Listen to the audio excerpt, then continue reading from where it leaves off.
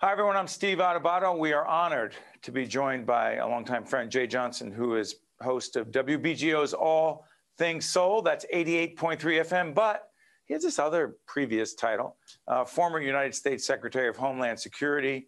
And you look like you're in a law office, Jeh. Is that where I'm looking at? I am a lawyer. Yes, I am sitting in my office in the Midtown Manhattan law firm of Paul, Weiss, Rifkin, Wharton, and Garrison. Firm I've been associated with off and on since 1984. I have left this firm 4 times and returned 4 times for government service. So here I am. Great to have you, friend and neighbor. So here's the thing. Tell us, we will talk about Homeland Security in just a moment, but All Things Soul, what is it and why is it happening? Good question. I have been a fan of WBGO since before I lived in Montclair, New Jersey. We moved to Montclair 25 years ago. And even before that, I was listening to 88.3 FM. I'm a huge fan of classic R&B. And I started listening to the station. We moved out to New Jersey, began listening to the station regularly on Saturdays. Did you do the rhythm review on Saturday mornings? Just checking. Did you do the review? And then Bob Porter before that. And they used to have something called Host an Hour, where you pledge a certain amount of money and they'll let you go on and co-host a show, bring your own playlist, bring your own music. So 20 years ago, I pledged enough to do a Host an Hour, and that began my on-air support of WBGO. Then I became a trustee. Then I would go on with Felix Hernandez, Rhythm Review, to co-host and raise money, beg for money. And finally, the station manager, Steve Williams, said to me last fall, "How would you like to have your own show?" And I said, well, that would be like fantasy camp for me. So they said, you can name it whatever you want, as long as it ends with the words "with Jeh Johnson." So my son and I came up with All Things Soul with Jeh Johnson. We had our first show in March. And you had a no-name guest, I heard. It was, yes, person you've never heard of, the 42nd president of the United States, William Jefferson Clinton, to talk about his love of jazz and R&B. It was a great interview. I only wanted 10 minutes of the former president's time. I got 27. Wow. He has a remarkable recall for facts, details, like the name of his high school band and how he learned how to play the saxophone, how he learned how to play the clarinet, the names of the people in his high school band. It was a really remarkable interview. We discussed Ukraine as well. And the next show will be Saturday, May 28th, Memorial Day weekend. Well, we're taping right before that. So go on the WBGO website, which we will put up right there.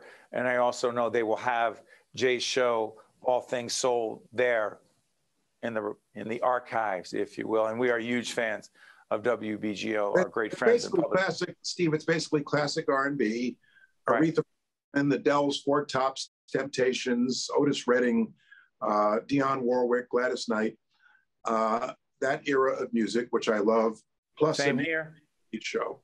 Yeah, that's our kids are like, Dad, that's old music. I said, no, you mean good music? Good music. So, right. So let me ask you this.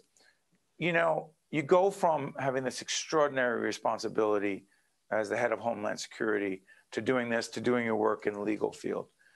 How much do you think, Jay, about, and we're taping this show literally days after the horrific shooting, the murder of 19 children, 2 teachers, as we know right now in Texas. These shootings, these murders with assault weapon rifles, is that a question of Homeland Security? Interesting question. 2016, while I was still in office, I had enough controversial, contentious issues to deal with. But after the shooting in the nightclub in Orlando, Florida, I don't know if you remember that one, I decided that I should speak out about gun safety as well as all my other responsibilities. And I said then that if we really want true Homeland Security in this country, part of that discussion has to be the discussion about the prevalence of guns in our society, which enables so much death and violence. And so I consider it fundamental to Homeland Security that we do a better job of policing who gets his hands on an assault rifle, which is a weapon of mass destruction. So my short answer to your question, Steve, is yes. I believe that gun safety, responsible, reasonable gun safety, consistent with the Second Amendment, is a matter of Homeland Security. Yeah. Quick follow-up in the time we have you. Why does and should Ukraine matter to us in the United States as an issue of Homeland Security? Ukraine matters for a couple of reasons. One, the United States is the leader of the free world. Part of the free world is under attack right now in an unprovoked, illegal invasion by Russia of Ukraine, in which war crimes, atrocities are being committed. All Americans should care about that. All Americans who understand what American values are, what the significance of this nation is to the rest of the world, should care about this. There are obviously more basic issues like cybersecurity and the like, but this is a matter of who we are as Americans. President Biden's been very clear there will be no boots on the ground in Ukraine, no American boots on the ground in Ukraine. There will be no fly zone by American fighter jets in Ukraine. But there are a whole lot of things we can be doing to push back on the illegal, unprovoked invasion by Vladimir Putin. He should not be allowed to get away with this. Got a minute left. You led the effort in 2014 at the U.S. southern border, dealing with a whole range of complex immigration issues. For those Americans who believe that illegal immigration at the southern border, in particular, is an issue of a significant issue in terms of Homeland Security, you say? Border security is something most Americans want, and we have to secure our borders. There is a right way and a wrong way to come to this country. Most Americans believe we should be humane, fair to migrants in this country, but that we have to have border security. That means enforcing our immigration laws in a responsible, humane, and fair way, something that I believe we did during my time in office and that we need to continue to do. Hey, listen, Jay, I want to end on a high note. All Things Soul, Saturdays from 8 to 10 a.m., WBGO, that's 88.3. And if you miss it, you can check out the WBGO website. We'll connect it to ours as well at steveadubato.org. Hey, Jay, it's great to see you, and can't wait to hear the next All Things Soul show, and I wish you and your family all the best. Thanks for the shout out, Steve, and thanks for having me on. You got it. I'm Steve Adubato. That is Jeh Johnson. We'll be right back.